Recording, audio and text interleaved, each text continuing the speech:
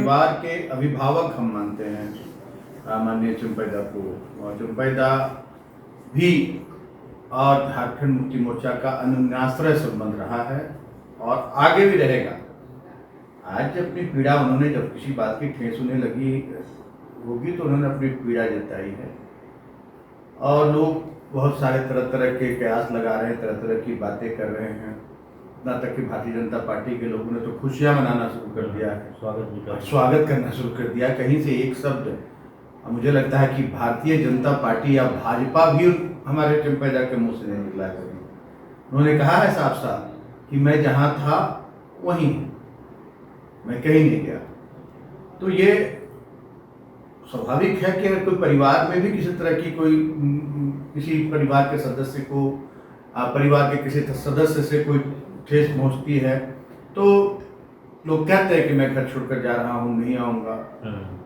लेकिन मुझे पूरी उम्मीद है कि चंपैदा ने जिस घर को इतना सजाया है, संवारा है, और बहुत सारी ऐसी स्थितियां आई, परिस्थितियां आई, बहुत सारे लोग छोड़ कर गए दल, लेकिन चंपैदा अडिग रहे। कभी भी चंपैदा ने झारखंड मुक्ति मोर्चा का साथ नहीं छोड़ा, और इस बार भी ठीक है उन्होंने अपनी बातें रखी हैं, सोशल मीडिया प्लेटफॉर्म पर एक्स पे अपनी बातें रखी, लेकिन इससे ये अंदाज़ा लगा लेना कि वो छोड़कर जा रहे हैं।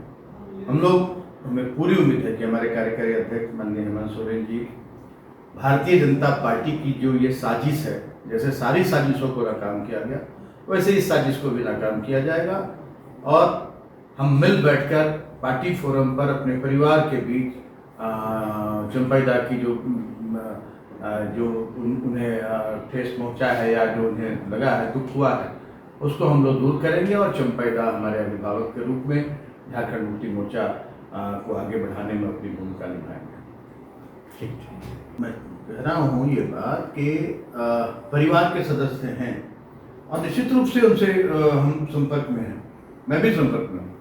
उन्होंने एक बात कही है कि अपनी संगठन में, परिवार में, जब परिवार में भी जब पिता या दादा बुजुर्ग हो जाते हैं तो किसी न किसी को जिम्मेदारी दी जाती है, और चंपैदा ने बहुत सोच समझकर सभी लोगों ने मिलकर माननीय हेमंत सोरेन जी को कार्यकारी अध्यक्ष बनाया है।